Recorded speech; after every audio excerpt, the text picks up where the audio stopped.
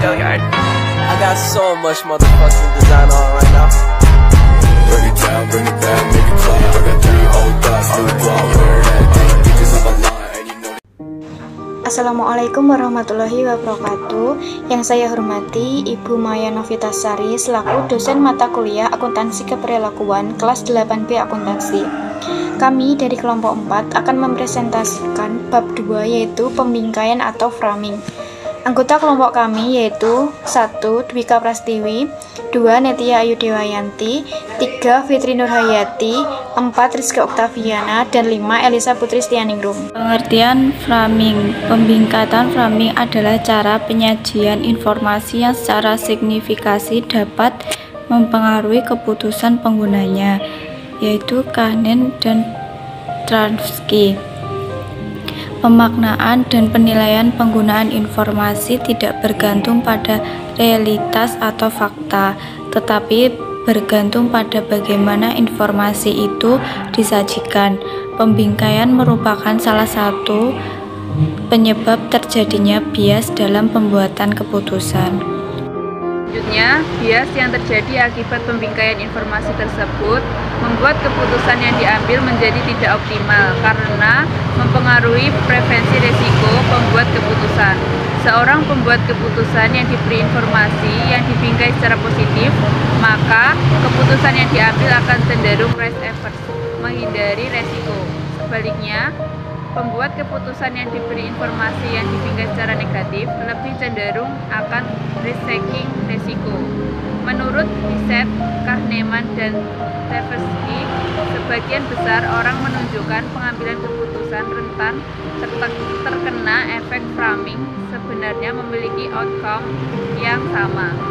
Program biasa menyelamatkan 200 orang yang artinya 200 orang dapat diselamatkan. Teori yang menjelaskan pembingkaian framing effect. Teori yang dapat menjelaskan fenomena framing effect antara lain: 1. Prospect theory. Prospect theory yang dikemukakan oleh Kahneman and Tversky 1979 menyatakan bahwa pembuatan keputusan akan memiliki pilihan yang tidak beresiko atau reflex average. Jika informasi tentang suatu masalah dinyatakan dalam suatu gen dominan atau positive frame. Peneliti Kahneman and Tversky 1981 menunjukkan bahwa informasi dibingkai secara positif, maka orang akan cenderung risk averse atau menghindari resiko, sehingga memiliki program A. Sedangkan ketika dibingkai secara negatif, maka individu akan cenderung risk seeker atau mencari resiko sehingga memiliki program D. Akan menjelaskan mengenai teori yang berkaitan dengan fenomena framing effect, yaitu diantaranya ada probabilistic mental models.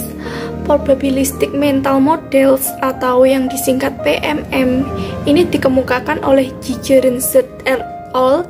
Pada tahun 1991. Teori ini menjelaskan mengenai perilaku individu yang berkaitan dengan kepercayaan yang berlebihan atau overconfidence dalam membuat judgement dan juga keputusan. Yang selanjutnya, Fujita teori. Teori ini dikemukakan oleh Reina dan Breiners pada tahun 1990. Teori ini digunakan sebagai teori alternatif dalam menjelaskan pengaruh framing effect. Teori ini mengasumsikan bahwa pembuat keputusan lebih memilih untuk menggunakan penyederhanaan dalam penyajian informasi.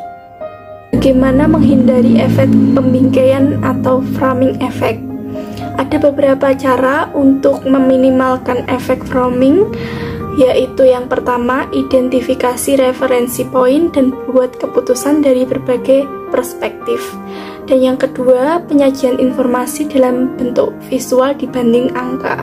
Baik, selanjutnya saya akan menjelaskan tentang framing effect di akuntansi, yaitu yang pertama, framing effect terjadi karena penyajian yang berbeda terhadap cara, format, atau penekanan hal-hal tertentu sebuah informasi yang menyebabkan perbedaan efek penilaian oleh pengambil keputusan.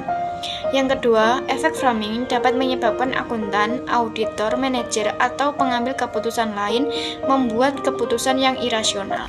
Baik, sekian presentasi dari kelompok 4. Wassalamualaikum warahmatullahi wabarakatuh.